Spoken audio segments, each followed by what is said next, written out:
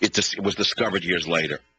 But since the avocados are no longer raised in California, but they're raised south of the border, down Mexico way, and since, as you well know, they fertilize their crops in Mexico with a certain byproduct of the human body, and the pesticide use in Mexico is on the level of any other third world nation, which means it's toxic.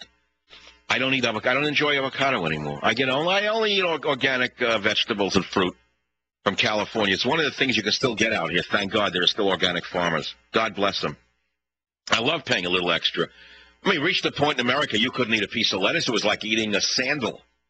Every bite of lettuce was like eating a toxic sandal lately for 10 years. I get an organic lettuce, a different story. Still throw away the outer leaves more so that you can feed a pack of hamsters with what I throw away. You could keep a family of hamsters alive for 100 years with what I still throw away with an organic lettuce. I don't care what they say organic. Yeah, right, I really believe them.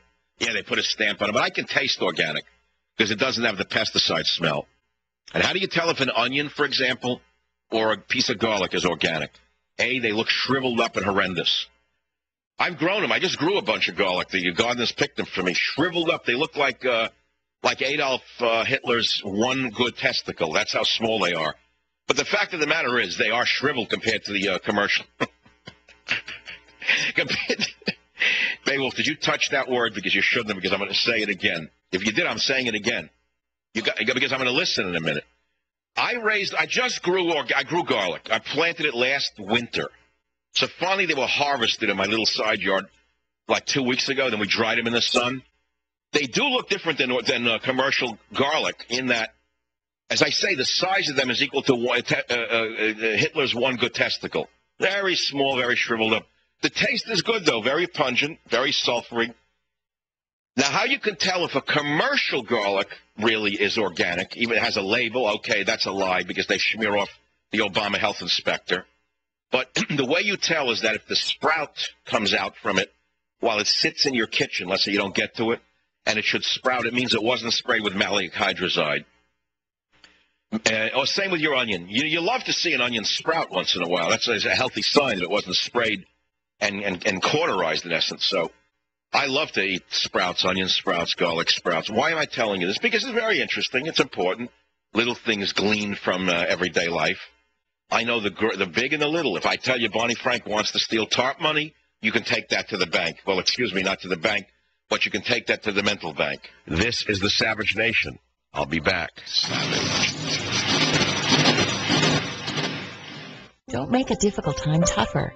If your inheritance is stuck in probate, we can advance you the cash you need in as little as 72 hours.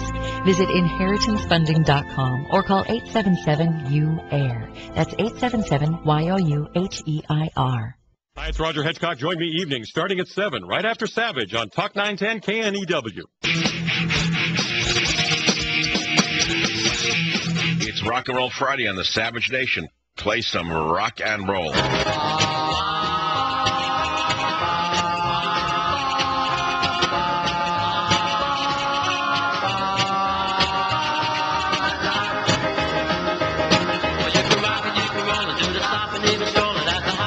president knows that he made a mistake. He showed his prejudices by speaking out and calling the cops stupid. I am sick of this. This professor is a 10th-rate con man as far as I'm concerned. And let me tell you something. I have a real PhD, a real earned PhD. Does that make me a great scholar? No. Does it make me greater than Einstein? No. But I'll tell you right now, I know scholarship from fraud. The guy is a faker from the top to the bottom. This guy got everywhere using race and using race baiting as far as I'm concerned. And by what I can tell, by reading the police report and by what I heard, the guy caused the whole thing himself. Now, let's look at old Mr. Gates. Excuse me, Professor Gates. You're not going to believe this. Gates has been an outspoken critic of the so-called Eurocentric literary canon. That means Shakespeare. That means Moliere. That means anybody who is not, any white writer, any European writer. That's called the Eurocentric literary canon. Instead, Gates insists that black literature must be evaluated by the aesthetic criteria of its culture of origin. What does that mean? How do you evaluate literature by the aesthetic criteria of its culture of origin. That's double talk. And the reason I say it's double talk is because Gates is a prostitute, in my opinion. He was a witness in a trial in Los Angeles, I believe, on behalf of the controversial Florida rap group 2 Live Crew in their obscenity case. Gates, the distinguished Harvard professor, had the nerve to argue that the pornographic material that this group used, the curse words, the vile words, the words that we all know to be profane, Dr. Gates, insisted that this profanity had important roots in African-American vernacular, in African-American games and literary traditions, and should therefore be protected. So in other words, the next time you hear MF, or the next time you hear MF, MFFF, you're not hearing profanity. What you're hearing, according to Professor Gates, is not profanity at all. The MF that you're hearing is actually, well, it's a cultural tradition from Africa. And it's part of the black cultural voice. And if you don't accept the word MF in every other sentence out of a song, you are an intellectual racist, according to Professor Gates. So don't tell me who Gates is. I've met the Gateses in my life. If you want to know who Gates really is, listen to a Reverend Wright, and you'll know who Gates really is. If you want to know what actually goes on between Obama's ears when he's not play acting at being a president, listen to Reverend Wright's sermons. And you'll know why, when there's no teleprompter, the real Barack Obama comes out. So make no mistake about it. We are skating on very thin ice with this man in the White House. And you've only seen the beginning of it. 1-800-449-8255, michaelsavage.com. Any topic is fair game. And I know this is what I want to talk about. Just shows you how stupid you are to not understand that the word MF is a healthy thing for your children to hear. That to use the word MF in every sentence is the mark of intellectual superiority, and volumes written by guys like Shakespeare with subtlety and such. That's Eurocentric. What you need is a vocabulary of approximately 50 words where every sentence ends in either MF or B, something like that. In other words, if it ends in the B word or the MF word, and it's limited to 50 words total with no tenses, now you're talking. Now you have something superior, built upon the oral tradition. And that is, of course, what you're missing as a white man.